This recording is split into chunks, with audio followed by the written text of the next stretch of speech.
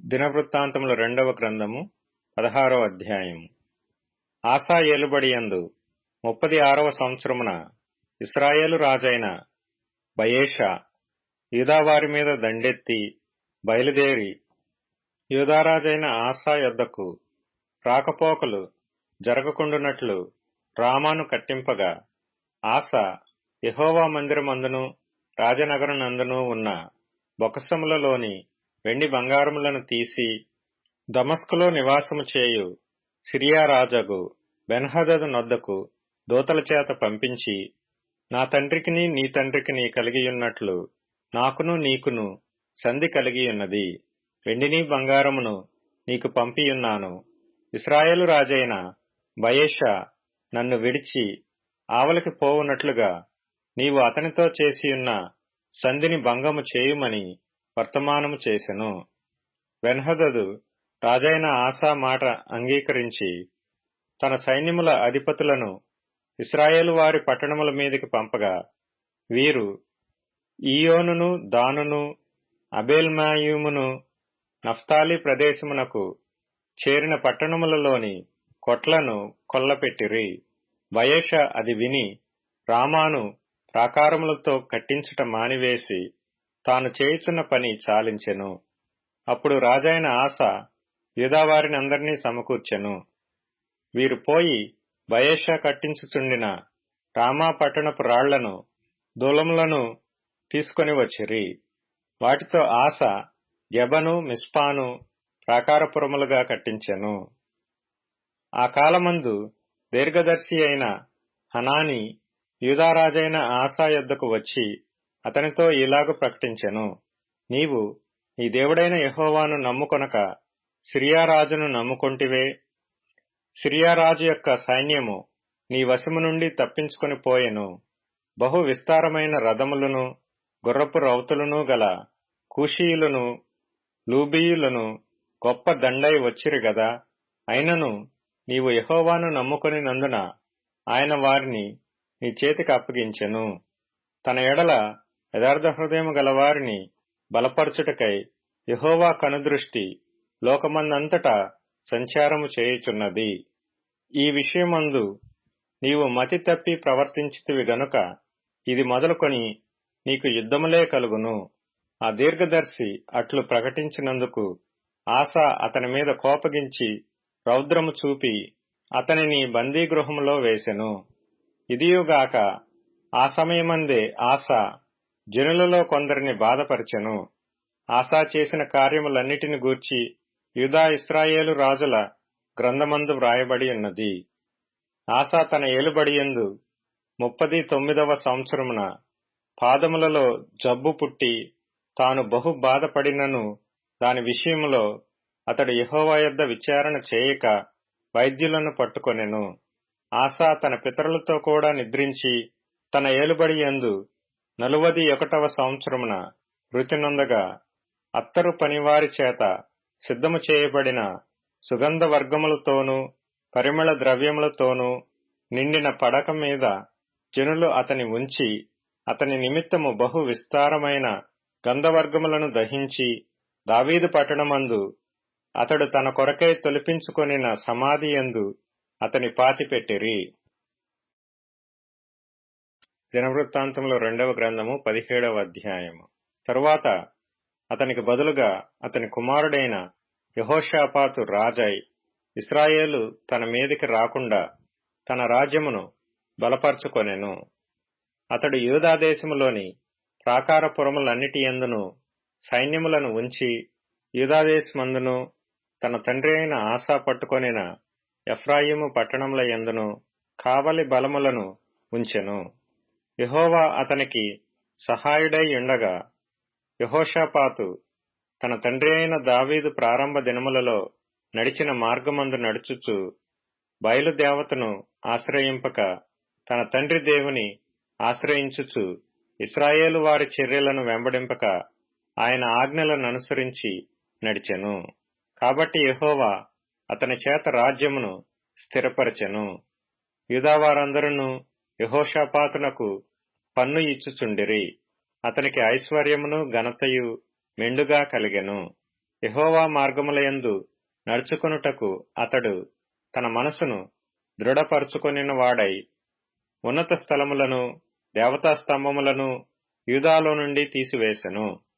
తన ఏలుబడి యందు 3వ సంవత్సరమున యూదా పట్టణములలో జనులకు ధర్మశాస్త్రమును బోధించుటకై అతడు పెద్దలైన బెన్హయ్యూలును, ఓబద్యాను, జకర్యాను, నెతనేలును, మీకాయాను, షమయా, నెతన్యా, జబద్యా, ఆషాహేలు, షెమీరామోతు, యెహోనాతాను, అదోనీయ, టోబీయ, టోబదోనీయ అను లేవీయులను యాజకులైన ఎలీషామాను, యెహోరామును పంపెను. వారు యెహోవా ధర్మశాస్త్ర గ్రంథమును చేత పుచ్చుకొని యూదావారి మధ్య ప్రకటన చేయుచు యూదా పట్టణములన్నిటిను సంచరించుచు జనులకు బోధించిరి.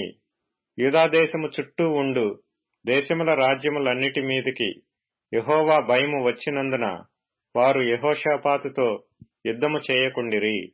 ఫిలిష్తీయులలో కొందరు యెహోషాపాతునకు పన్నును కానుకలను ఇచ్చుచూ వచ్చిరి.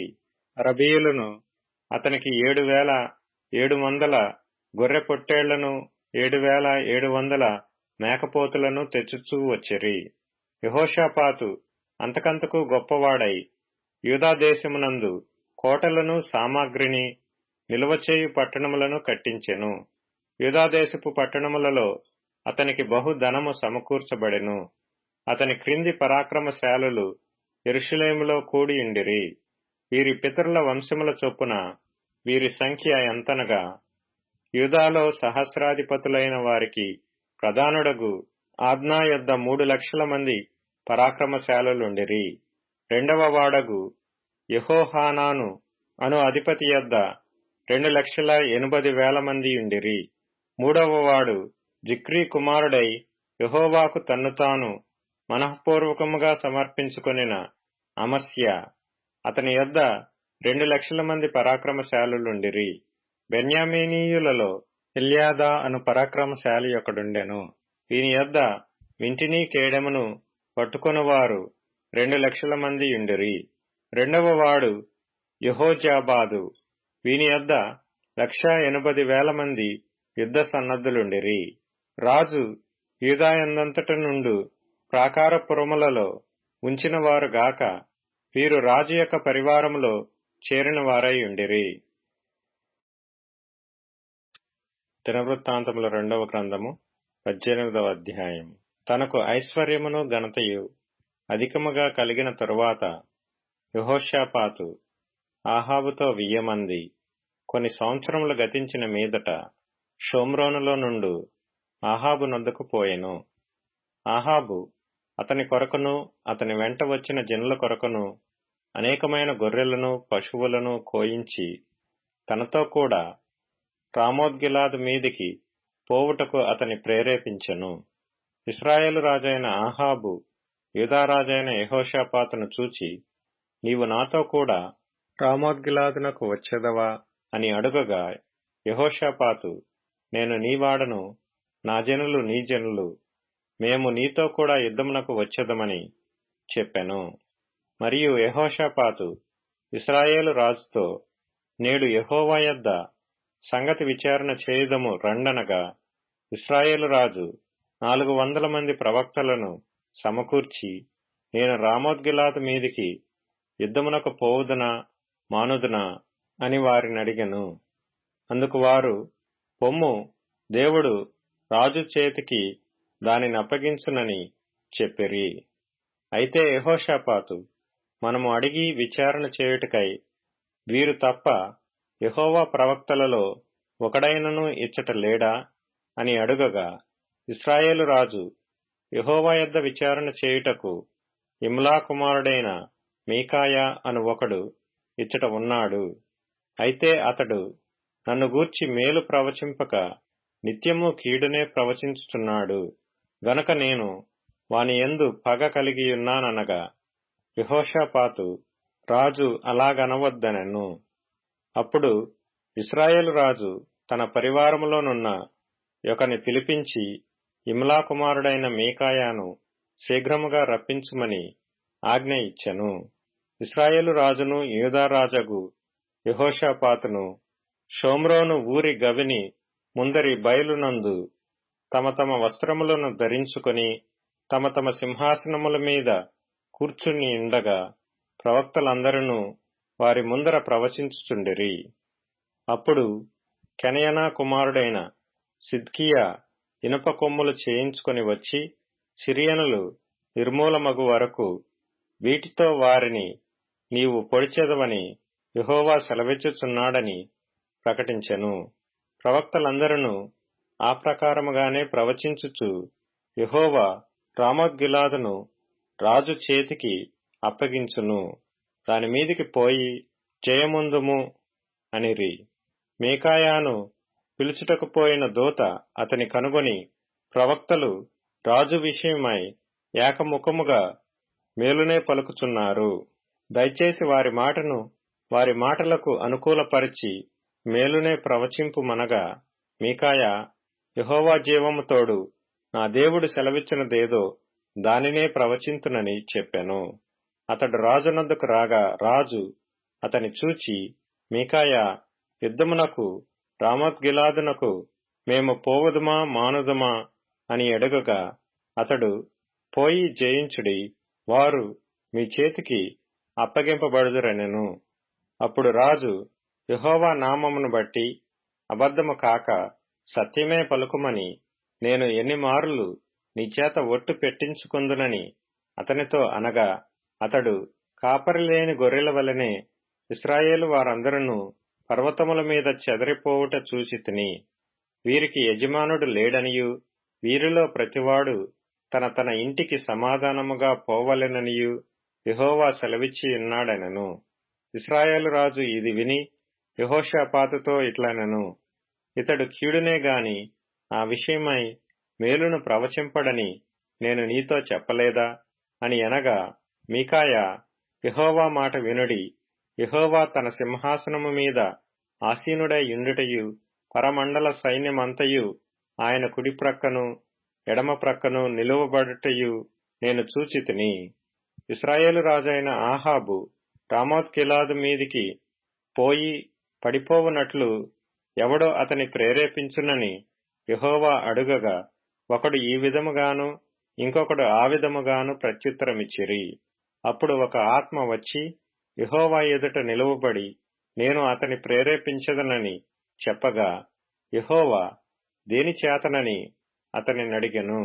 అందుకు ఆ ఆత్మ, నేను బయలుదేరి అతని ప్రవక్తలందరి నోటను అబద్ధములాడు ఆత్మగా ఉందునని చెప్పగా, యెహోవా నీవు అతనిని ప్రేరేపించి జయింతువు, పోయి ఆ ప్రకారముగా చేయమని సెలవిచ్చెను. యెహోవా నీ ప్రవక్తలకు వీరి నోట అబద్ధములాడు ఆత్మను ఉంచియున్నాడు, యెహోవా నీ మీద కీడు పలికించియున్నాడని చెప్పెను. అప్పుడు కెనయనా కుమారుడైన సిద్కియా దగ్గరకు వచ్చి మీకాయాను చెంప మీద కొట్టి, నీతో మాట్లాడుటకు యెహోవా ఆత్మ నా యొద్ద నుండి ఏ మార్గమున పోయెననెను. అందుకు మీకాయా, దాగుడుకై నీవు లోపలి గదిలోనికి వెళ్ళు దినమున దాని తెలుసుకుందువని చెప్పెను. అప్పుడు ఇశ్రాయేలు రాజు పట్టణపు అధిపతి అయిన ఆమోసు నొద్దకును రాజు కుమారుడైన యోవాషు నొద్దకును, మీరు మీకాయాను తీసుకొని పోయి వారితో, రాజు మీకిచ్చిన సెలవు ఇదియే అనుడి, నేను సురక్షితముగా తిరిగి వచ్చు వరకు వీనిని చెరలో పెట్టి శ్లేషాన్నపానములు ఇయుడి. అప్పుడు మీకాయా ఇట్లనెను, నీవు సురక్షితముగా తిరిగి వచ్చిన ఎడల యెహోవా నా ద్వారా పలకనే లేదని చెప్పి సమస్త జనులారా ఆలకించుడనెను. అంతట ఇశ్రాయేలు రాజును యూదారాజైన యెహోషాపాతును రామోత్గిలాదు మీదికి పోయిరి. ఇశ్రాయేలు రాజు, నేను మారువేషము వేసుకొని యుద్ధమునకు పోవుదును, నీవు నీ వస్త్రములనే ధరించుకొనుమని యెహోషాపాతుతో చెప్పి తాను మారువేషము వేసుకొనెను. తరువాత వారు యుద్ధమునకు పోయిరి. సిరియారాజు, మీరు ఇశ్రాయేలు రాజుతోనే యుద్ధము చేయుడి, అదములతోనైనను అధికులతోనైనను చేయవద్దని తనతో కూడానున్న తన రథాధిపతులకు ఆజ్ఞ ఇచ్చి ఉండెను. కాగా యెహోషాపాతు కనబడుటతోనే రథాధిపతులు అతడు ఇశ్రాయేలు రాజు అనుకొని యుద్ధము చేయుటకు అతని చుట్టుకొనిరి. గాని యెహోషాపాతు మొర్రపెట్టినందున యెహోవా అతనికి సహాయం చేసెను. దేవుడు అతని యొద్ద నుండి వారు తొలగిపోవునట్లు చేసెను. ఎట్లనగా రథాధిపతులు అతడు ఇశ్రాయేలు రాజు కాడని తెలుసుకొని అతని తరుముట మాని తిరిగిపోయిరి. అప్పుడు ఒకడు గురి చూడకయే తన వింటిని ఎక్కుపెట్టి ఇశ్రాయేలు రాజును అతని కవచపు బందుల సందున కొట్టగా, అతడు, నాకు గాయము తగిలినది, నీ చెయ్యి త్రిప్పి దండులో నుండి నన్ను కొనిపొమ్మని తన సారథితో అనెను. ఆ దినమున యుద్ధము ప్రబలమాయెను. అయినను ఇశ్రాయేలు రాజు అస్తమయము వరకు సిరియనులకెదురుగా తన రథమునందు నిలిచెను. ప్రొద్దుగ్రుంకు వేళ అతడు చనిపోయెను. దినవృత్తాంతముల 2వ గ్రంథము 19వ అధ్యాయము. యూదారాజైన యెహోషాపాతు ఏ అపాయమును చెందకుండా యెరూషలేమునందుండు తన నగరునకు తిరిగి రాగా, దీర్ఘదర్శి హనానీ కుమారుడునగు యెహూ అతనిని ఎదుర్కొనబోయి రాజైన యెహోషాపాతుకు ఈలాగు ప్రకటన చేసెను. నీవు భక్తిహీనులకు సహాయము చేసి యెహోవా శత్రువులకు స్నేహితుడవైతివి గదా. అందువలన యెహోవా సన్నిధి నుండి కోపము నీ మీదికి వచ్చును. అయితే దేశములో నుండి నీవు దేవతాస్తంభములను తీసివేసి దేవుని యొద్ద విచారణ చేయుటకు నీవు మనస్సు నిలుపుకొని ఉన్నావు. నీ యందు మంచి క్రియలు కనబడుచున్నవి. యెహోషాపాతు యెరూషలేములో నివాసము చేయుచు బెయేర్షెబా నుండి ఎఫ్రాయిము మన్యము వరకు జనుల మధ్యను సంచరించుచు వారి పితరుల దేవుడైన యెహోవా వైపునకు వారిని మళ్లించెను.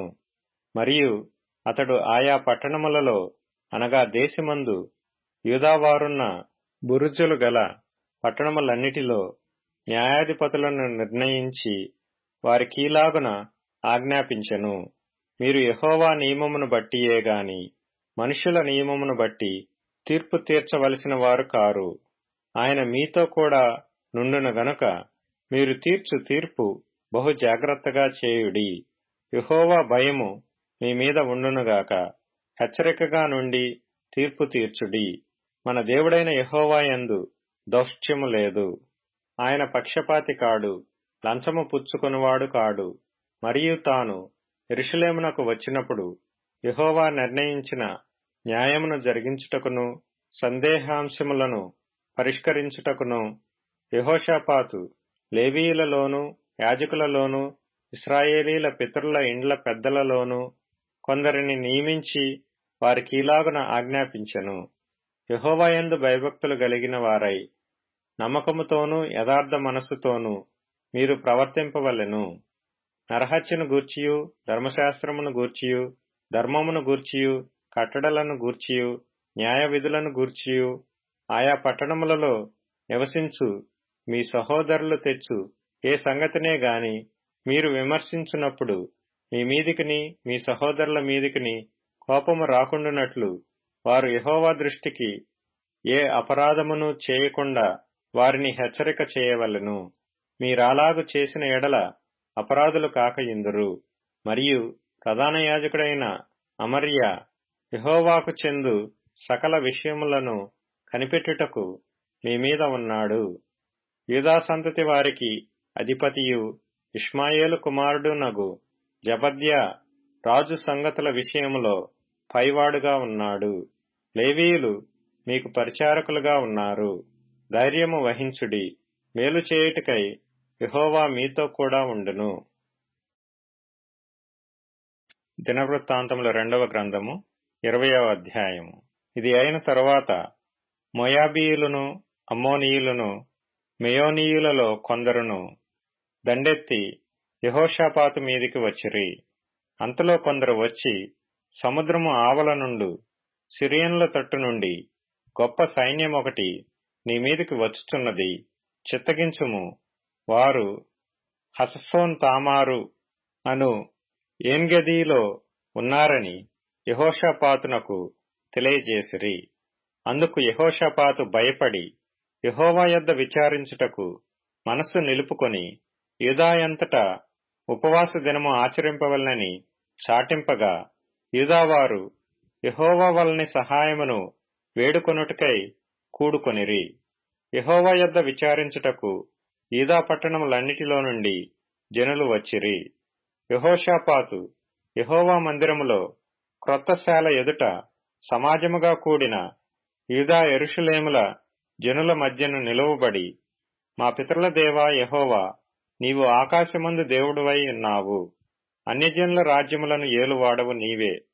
నీవు బాహుబలము గలవాడవు, పరాక్రమము గలవాడవు. నిన్నెదిరించుటకెవరికిని బలము చాలదు.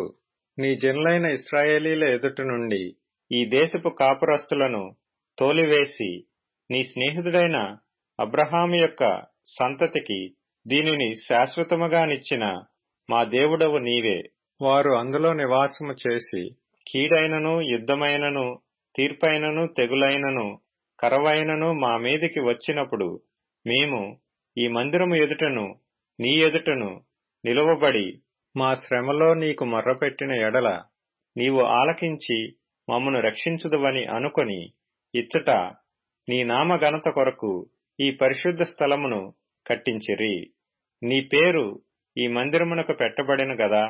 ఇశ్రాయేలీలు ఐగుప్తులో నుండి వచ్చినప్పుడు నీవు వారిని అమ్మోనీయులతోనూ, మోయాబీయులతోనూ, శేయీరు మన్యవాసులతోనూ యుద్ధము చేయనియ్యలేదు. గనుక ఇశ్రాయేలీయులు వారిని నిర్మూలము చేయక వారి యొద్ద నుండి తొలగిపోయిరి. మేము స్వతంత్రించుకొనవలెనని నీవు మాకిచ్చిన నీ స్వాస్థ్యములో నుండి మమ్మను తోలివేయుటకై వారు బయలుదేరి వచ్చి మాకెట్టి ప్రత్యుపకారము చేయుచున్నారో దృష్టించుము.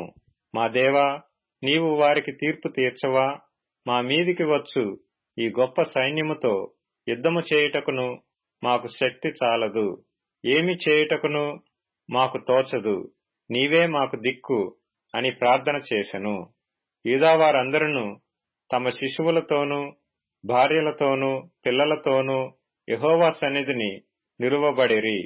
అప్పుడు మత్తన్యాకు పుట్టిన యెహీయేలు కుమారుడైన బెనాయాకు జననమైన జకర్యా కుమారుడును, ఆసాపు సంతతి వాడును, లేవీయుడునగు యహజీయేలు సమాజములో ఉండెను. యెహోవా ఆత్మ అతని మీదికి రాగా అతడు ఇలాగు ప్రకటించెను: యూదావారులారా, యెరూషలేము కాపురస్తులారా, యెహోషాపాతు రాజా, మీరందరూ ఆలకించుడి. యెహోవా సెలవిచ్చినదేమనగా, ఈ గొప్ప సైన్యమునకు మీరు భయపడకుడి, జడియకుడి. ఈ యుద్ధము మీరు కాదు, దేవుడే జరిగించును.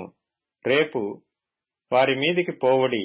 వారు జీజు అను ఎక్కుడు మార్గమున వచ్చెదరు.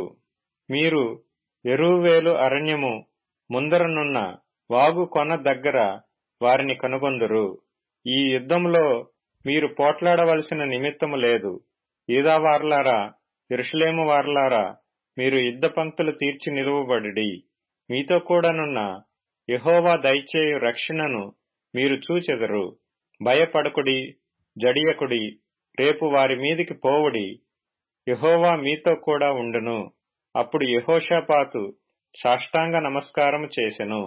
యూదావారును, యెరూషలేము కాపురస్తులను యెహోవా సన్నిధిని సాగిలపడి నమస్కరించిరి. కహాతీయుల సంతతి వారును, కోరహీయుల సంతతి వారునగు లేవీయులు నిలువబడి గొప్ప శబ్దముతో ఇశ్రాయేలీల దేవుడైన యెహోవాను స్తుతించిరి. అంతట వారు ఉదయముననే లేచి తెకోవా అరణ్యమునకు పోయిరి. వారు పోవుచుండగా యెహోషాపాతు నిలువబడి, యూదావారులారా, యెరూషలేము కాపురస్తులారా, నా మాట వినుడి. మీ దేవుడైన యెహోవాను నమ్ముకొనుడి. అప్పుడు మీరు స్థిరపరచబడుదురు. ఆయన ప్రవక్తలను నమ్ముకొనుడి. అప్పుడు మీరు కృతార్థులగుదురని చెప్పెను. మరియు అతడు జనులను హెచ్చరిక చేసిన తరువాత యెహోవాను స్తుతించుటకు గాయకులను ఏర్పరిచి, వారు పరిశుద్ధాలంకారములు ధరించి సైన్యము ముందర నడుచుచు యెహోవా కృప నిరంతరముండును, ఆయనను స్తుతించుడి అని స్తోత్రము చేయుటకు వారిని నియమించెను. వారు పాడుటకును స్తుతించుటకును మొదలు పెట్టగా యెహోవా యూదావారి మీదికి వచ్చిన అమ్మోనీయుల మీదను, మోయాబీయుల మీదను శేయీరు మన్యవాసుల మీదను మాటుగాండ్రను పెట్టెను గనుక వారు హతులైరి. అమ్మోనీయులను మోయాబీయులను శేయీరు మన్య నివాసులను బొత్తిగా చంపి నిర్మూలము చేయవలనని పొంచియుండి వారి మీద పడిరి. వారు శేయీరు కాపురస్తులను కడముట్టించిన తరువాత తమలో ఒకరినొకరు చంపుకొనుటకు మొదలుపెట్టిరి. యూదావారు అరణ్యమందున్న కాపరుల దుర్గము దగ్గరకు వచ్చి సైన్యము తట్టు చూడగా వారు శవములై నేలపడియుండిరి. ఒకడునూ తప్పించుకొనలేదు. యెహోషాపాతును అతని జనులను వారి వస్తువులను దోచుకొనుటకు దగ్గరకు రాగా ఆ శవముల యొద్ద విస్తారమైన ధనమును ప్రశస్తమైన నగలును కనబడెను. వారు తమకిష్టమైనంత మట్టుకు తీసుకొని తాము కొనిపోగలిగినంత కంటే ఎక్కువగా ఒలుచుకొనిరి. కొల్లసొమ్ము అతి విస్తారమైనందున దానిని కూర్చుటకు 3 దినములు పట్టెను. 4వ దినమున వారు బెరాకా లోయలో కూడిరి. అక్కడ వారు యెహోవాకు కృతజ్ఞతాస్తుతులు చెల్లించినందున నేటి వరకును ఆ చోటికి బెరాకా లోయ అని పేరు. ఈలాగున యెహోవా వారి శత్రువుల మీద వారికి జయము అనుగ్రహించి వారిని సంతోషపరిచిన గనుక యెరూషలేమునకు ఉత్సవముతో మరలవలెనని యూదావారును యెరూషలేము వారును వారందరికీ ముందు యెహోషాపాతును సాగి వెళ్ళిరి. వారు యెరూషలేములోనున్న యెహోవా మందిరమునకు స్వరమండలములను సితారాలను వాయించుచూ బూరలు ఊదుచూ వచ్చిరి. ఇశ్రాయేలీల శత్రువులతో యెహోవా యుద్ధము చేసినని దేశముల రాజ్యముల వారందరూ వినగా దేవుని భయము వారందరి మీదికి వచ్చెను. ఈ ప్రకారము అతని దేవుడు చుట్టూనున్న వారిని జయించి అతనికి నెమ్మదిననుగ్రహింపగా యెహోషాపాతు రాజ్యము నిమ్మలముగా నుండెను. యెహోషాపాతు యూదా రాజ్యమును ఏలెను. అతడు ఏలనారంభించినప్పుడు 35 సంవత్సరముల వాడై యెరూషలేములో 25 సంవత్సరములు ఏలెను. అతని తల్లి షిల్హీ కుమార్తె, ఆమె పేరు అజూబా. అతడు యెహోవా దృష్టికి యథార్థముగా ప్రవర్తించి తన తండ్రి అయిన ఆసా మార్గమందు నడుచుచూ దానిలో నుండి తొలగిపోకుండెను. అయితే అప్పటికింకను జనులు తమ పితరుల దేవుని వెదుకుటకు తమ హృదయములను స్థిరపరచుకొనలేదు. అతడు ఉన్నత స్థలములను తీసివేయలేదు. యెహోషాపాతు చేసిన కార్యములన్నిటిని గూర్చి హనానీ కుమారుడైన యెహూ రచించిన గ్రంథమందు వ్రాయబడి ఉన్నది. ఈ యెహూ పేరు ఇశ్రాయేలు రాజుల గ్రంథమందు కనబడుచున్నది. ఇది అయిన తరువాత యూదారాజైన యెహోషాపాతు మిక్కిలి దుర్మార్గముగా ప్రవర్తించిన ఇశ్రాయేలు రాజైన అహజ్యాతో స్నేహము చేసెను. తర్షీషునకు పోదగిన ఓడలను చేయింపవలనని యెహోషాపాతు అతనితో స్నేహము చేయగా వారు ఎసోన్గెబెరులో ఆ ఓడలను చేయించిరి. అప్పుడు మారేషా వాడును దోదావాహు కుమారుడునగు ఎలీయేజరు, నీవు అహజ్యాతో స్నేహము చేసుకొంటివి గనుక యెహోవా నీ పనులను భంగము చేయునని యెహోషాపాతు మీద ప్రవచనమొకటి చెప్పెను. ఆ ఓడలు తర్షీషునకు వెళ్లజాలకుండా బద్దలైపోయెను. కీర్తనల గ్రంథం 105వ కీర్తన. యెహోవాకు కృతజ్ఞతాస్తుతులు చెల్లించుడి, ఆయన నామమును ప్రకటన చేయుడి. జనములలో ఆయన కార్యములను తెలియజేయుడి. ఆయనను గూర్చి పాడుడి, ఆయనను కీర్తించుడి. ఆయన ఆశ్చర్య కార్యములన్నిటిని గూర్చి సంభాషణ చేయుడి. ఆయన పరిశుద్ధ నామమును బట్టి అతిశయించుడి. యెహోవాను వెదకువారు హృదయమందు సంతోషించుదురుగాక.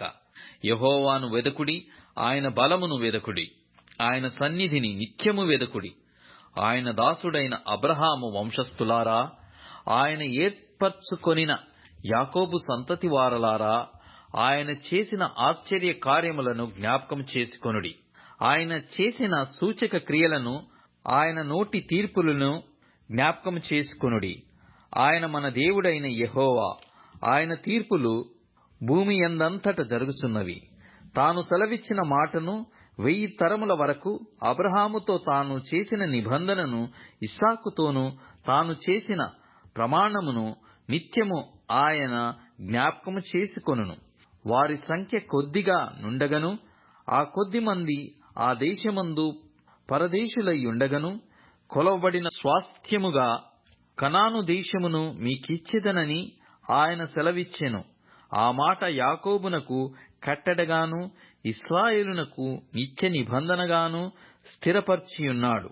వారు జనము నుండి జనమునకును, ఒక రాజ్యము నుండి మరియొక రాజ్యమునకును తిరుగులాడుచుండగా, నేనభిషేకించిన వారిని ముట్టకూడదనియు, నా ప్రవక్తలకు కీడు చేయకూడదనియు ఆయన ఆజ్ఞ ఇచ్చి, ఆయన ఎవరినైనను వారికి హింస చేయనీయలేదు. ఆయన వారి కొరకు రాజులను గద్దించెను. దేశము మీదికి ఆయన కరువు రప్పించెను. జీవనాధారమైన ధాన్యమంతయు కొట్టివేసెను. వారికంటే ముందుగా ఆయన యొకని పంపెను. యోసేపు దాసుడుగా అమ్మబడెను. వారు సంకెల చేత అతని కాళ్ళు నొప్పించిరి. ఇనుము అతని ప్రాణమును బాధించెను. అతడు చెప్పిన సంగతి నెరవేరు వరకు యెహోవా వాక్కు అతని పరిశోధించుచుండెను. రాజు వర్తమానము పంపి అతని విడిపించెను. ప్రజల నీలినవాడు అతని విడుదల చేసెను. ఇష్టప్రకారము అతడు తన అధిపతుల నీలుటకును, తన పెద్దలకు బుద్ధి చెప్పుటకును, తన ఇంటికి యజమానునిగాను, తన యావదాస్తి మీద అధికారిగాను అతని నియమించెను. ఇశ్రాయేలు ఐగుప్తులోనికి వచ్చెను. యాకోబు హాము దేశమందు పరదేశిగా నుండెను. ఆయన తన ప్రజలకు బహు సంతాన వృద్ధి కలగజేసెను. వారి విరోధుల కంటే వారికి అధిక బలము దయచేసెను. తన ప్రజలను పగ చేయునట్లును, తన సేవకుల ఎడల యుక్తిగా నడుచునట్లును ఆయన వారి హృదయములను త్రిప్పెను. ఆయన తన సేవకుడైన మోషేను, తాను ఏర్పరచుకొనిన అహరోనును పంపెను. వారు ఐగుప్తీయుల మధ్యను ఆయన సూచక క్రియలను, మహాదేశములో మహత్కార్యములను జరిగించిరి. ఆయన అంధకారము పంపి చీకటి కమ్మజేసెను. వారు ఆయన మాటను ఎదిరింపలేదు. ఆయన వారి జలములను రక్తముగా మార్చెను. వారి చేపలను చంపెను. వారి దేశములో కప్పలు నిండెను. అవి వారి రాజుల గదులలోనికి వచ్చెను. ఆయన ఆజ్ఞ ఇయ్యగా జోరీగలు పుట్టెను. వారి ప్రాంతములన్నిటిలోనికి దోమలు వచ్చెను. ఆయన వారి మీద వడగండ్లు వాన కురిపించెను. వారి దేశములో అగ్నిజ్వాలలు పుట్టించెను. వారి ద్రాక్ష తీగెలను, వారి అంజూరపు చెట్లను పడగొట్టెను. వారి ప్రాంతముల యందలి వృక్షములను విరగగొట్టెను. ఆయన ఆజ్ఞ ఇయ్యగా పెద్ద మిడతలను, లెక్కలేని చీడపురుగులను వచ్చెను. అవి వారి దేశపు కూర చెట్లన్నిటినీ, వారి భూమి పంటలను తినివేసెను. వారి దేశమందలి సమస్త జ్యేష్ఠులను, వారి ప్రధాన సంతానమును ఆయన హతము చేసెను. అక్కడ నుండి తన జనులకు వెండి బంగారములతో ఆయన రప్పించెను. వారి గోత్రములలో నిస్సత్వ చేత తొట్రిల్లు వాడొక్కడైనను లేకపోయెను. వారి వలన ఐగుప్తీయులకు భయము పుట్టెను. వారు బయలు వెళ్ళినప్పుడు ఐగుప్తీయులు సంతోషించి వారికి చాటుగా నుండుటకై ఆయన మేఘమును కల్పించెను. రాత్రి వెలుగునిచ్చుటకై అగ్నిని కలగజేసెను. వారు మనవి చేయగా ఆయన పూరేళ్లను రప్పించెను. ఆకాశములో నుండి ఆహారమునిచ్చి వారిని తృప్తిపరచెను. బండను చీల్చగా నీళ్లు ఉబికి వచ్చెను. ఎడారులలో అవి ఏరులై పారెను. ఏలయనగా ఆయన తన పరిశుద్ధ వాగ్దానమును, తన సేవకుడైన అబ్రహామును జ్ఞాపకము చేసుకుని, ఆయన తన ప్రజలను సంతోషముతోనూ, తాను ఏర్పరచుకొనిన వారిని ఉత్సాహ ధ్వనితోనూ వెలుపలికి రప్పించెను. వారు తన కట్టడలను గైకొనున్నట్లును, తన ధర్మశాస్త్ర విధులను ఆచరించునట్లును అన్యజనుల భూములను ఆయన వారికప్పగించెను. జనముల కష్టార్జితమును వారు స్వాధీనపరచుకొనిరి. యెహోవాను స్తుతించుడి. అపోస్తలుల కార్యములు 23వ అధ్యాయము.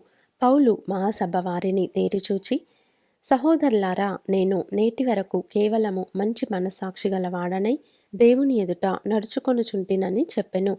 అందుకు ప్రధాన యాజకుడైన అననీయ అతని నోటి మీద కొట్టుడని దగ్గర నిలిచియున్న వారికి ఆజ్ఞాపింపగా, పౌలు అతనిని చూచి, సున్నము కొట్టిన గోడ, దేవుడు నిన్ను కొట్టును. నీవు ధర్మశాస్త్రము చొప్పున నన్ను విమర్శింప కూర్చుండి, ధర్మశాస్త్రమునకు విరోధముగా నన్ను కొట్టనాజ్ఞాపించుచున్నావా అనెను. దగ్గర నిలిచియున్నవారు, నీవు దేవుని ప్రధాన యాజకుని దూషించెదవా అని అడిగిరి. అందుకు పౌలు, సహోదరులారా, ఇతడు ప్రధాన యాజకుడని నాకు తెలియలేదు. నీ ప్రజల అధికారిని నిందింపవద్దు అని వ్రాయబడి ఉన్నదనెను. వారిలో ఒక భాగము సద్దూకయులును మరి ఒక భాగము పరిసయ్యులునై ఉన్నట్టు పౌలు గ్రహించి, సహోదరులారా, నేను పరిసయ్యుడను, పరిసయ్యుల సంతతి వాడను. మనకున్న నిరీక్షణను గూర్చియు మృతుల పునరుత్థానమును గూర్చియు నేను విమర్శింపబడుచున్నానని సభలో బిగ్గరగా చెప్పెను. అతడు అలాగు చెప్పినప్పుడు పరిసయ్యులకును సద్దూకయులకును కలహము పుట్టినందున ఆ సమూహము రెండు పక్షములు ఆయెను. సద్దూకయులు పునరుత్థానము లేదనియు దేవదూత అయినను ఆత్మయైనను లేదనియు చెప్పుదురు గాని పరిసయ్యులు రెండును కలవని ఒప్పుకొందురు. అప్పుడు పెద్ద గొల్లు పుట్టెను. పరిసయ్యుల పక్షముగా ఉన్న శాస్త్రులలో కొందరు లేచి, ఈ మనుష్యుని యందు ఏ దోషమును మాకు కనబడలేదు. ఒక ఆత్మయైనను దేవదూత అయినను అతనితో మాటలాడి ఉంటే మాటలాడి ఉండవచ్చునని చెప్పుచూ తగువులాడిరి. కలహం ఎక్కువైనప్పుడు వారు పౌలును చీల్చివేయుదురేమో అని సహస్రాధిపతి భయపడి, మీరు వెళ్ళి వారి మధ్య నుండి అతనిని బలవంతముగా పట్టుకొని కోటలోనికి తీసుకొని రండని సైనికులకు ఆజ్ఞాపించెను. ఆ రాత్రి ప్రభువు అతని యొద్ద నిలుచుండి, ధైర్యముగా ఉండుము, యెరూషలేములో నన్ను గూర్చి నీవేలాగు సాక్ష్యం ఇచ్చితివో అలాగున రోమాలో కూడా సాక్ష్యమియ్యవలసి ఉన్నదని చెప్పెను. ఉదయమైనప్పుడు యూదులు కట్టుకట్టి తాము పౌలును చంపు వరకు అన్నపానములు పుచ్చుకొనమని ఒట్టు పెట్టుకొనిరి. ఈ కుట్రలో చేరిన వారు 40 మంది కంటే ఎక్కువ.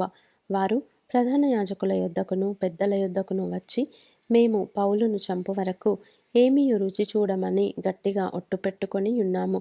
కాబట్టి మీరు మహాసభతో కలిసి అతనిని గూర్చి మరి పూర్తిగా విచారించి తెలుసుకొనబోవునట్టు అతనిని మీ వద్దకు తీసుకొని రమ్మని సహస్రాధిపతితో మనవి చేయుడి. అతడు దగ్గరకు రాకమునుపే మేమతని చంపుటకు సిద్ధపడి ఉన్నామని చెప్పిరి. అయితే పౌలు మేనల్లుడు వారు పొంచియున్నారని విని వచ్చి కోటలో ప్రవేశించి పౌలుకు ఆ సంగతి తెలిపెను. అప్పుడు పౌలు శతాధిపతులలోనొకనిని తన యొద్దకు పిలిచి, ఈ చిన్నవానిని సహస్రాధిపతి యొద్దకు తోడుకొని పొమ్ము, ఇతడు అతనితో ఒక మాట చెప్పుకొనవలెనని ఉన్నాడనెను.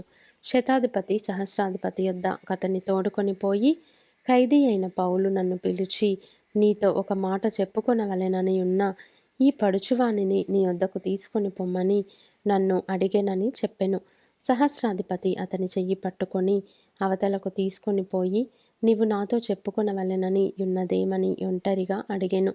అందుకతడు, నీవు పౌలును గూర్చి సంపూర్తిగా విచారింపబోవున్నట్టు అతనిని రేపు మహాసభ యొద్దకు తీసుకొని రావలెనని నిన్ను వేడుకొనుటకు యూదులు కట్టుకట్టి ఉన్నారు. వారి మాటకు నీవు సమ్మతింపవద్దు. వారిలో 40 మంది కంటే ఎక్కువ మనుష్యులు అతని కొరకు పొంచియున్నారు. వారు అతని చంపు వరకు అన్నపానములు పుచ్చుకొనమని ఒట్టు పెట్టుకొని ఉన్నారు.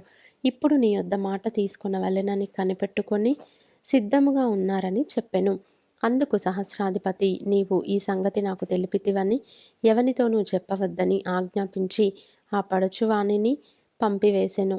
తరువాత అతడు శతాధిపతులలో 2 తన యొద్దకు పిలిచి, కైసరయ వరకు వెళ్ళుటకు 200 మంది సైనికులను, 70 మంది గుర్రపు రౌతులను, 200 మంది ఈటెల వారిని రాత్రి 9 గంటలకు సిద్ధపరచి పౌలుని ఎక్కించి అధిపతి అయిన ఫేలిక్స్ నొద్దకు భద్రముగా తీసుకొని పోవుటకు గుర్రములను సిద్ధపరచుడని చెప్పెను. మరియు ఈ ప్రకారముగా ఒక పత్రిక వ్రాసెను. మహాఘనత వహించిన అధిపతి అయిన ఫేలిక్స్కు క్లౌదియా లూసియా వందనములు. యూదులు ఈ మనుష్యుని పట్టుకొని చంపబోయినప్పుడు అతడు రోమియుడని నేను విని సైనికులతో వచ్చి అతనిని తప్పించి తిని, వారు అతని మీద మోపిన నేరమేమో తెలుసుకొనగోరి నేను వారి మహాసభ యొద్దకు అతనిని తీసుకొని వచ్చి తిని, వారు తమ ధర్మశాస్త్ర వాదములను గూర్చి అతని మీద నేరము మోపిరే గాని మరణమునకైనను బంధకములకైనను తగిన నేరము అతని అందేమియూ కనపరచలేదు. అయితే వారు ఈ మనుష్యుని మీద కుట్ర చేయనై ఉన్నారని నాకు తెలియవచ్చినందున వెంటనే అతని నీ యొద్దకు పంపించి తిని, నేరము మోపిన వారు కూడా అతని మీద చెప్పవలెనని యున్న సంగతి నీ ఎదుట ఆజ్ఞాపించి తిని. కాబట్టి అతడు వారికి ఆజ్ఞాపించిన ప్రకారము సైనికులు పౌలును రాత్రివేళ అంతిపత్రికి తీసుకొని పోయిరి. మరునాడు వారతనితో కూడా రౌతులను పంపి తాము కోటకు తిరిగి వచ్చిరి. వారు కైసరయ్యకు వచ్చి అధిపతికి ఆ పత్రిక అప్పగించి పౌలును కూడా అతని ఎదుట నిల్వబెట్టిరి. అధిపతి ఆ పత్రిక చదివినప్పుడు ఇతడు ఏ ప్రదేశపు వాడని అడిగి అతడు కిలికియా వాడని తెలుసుకొని, నీ మీద నేరము మోపువారు కూడా వచ్చినప్పుడు నీ సంగతి పూర్ణముగా విచారింతునని చెప్పి హేరోదు అధికార మందిరములో అతనిని కావలి అందుంచవలెనని ఆజ్ఞాపించెను.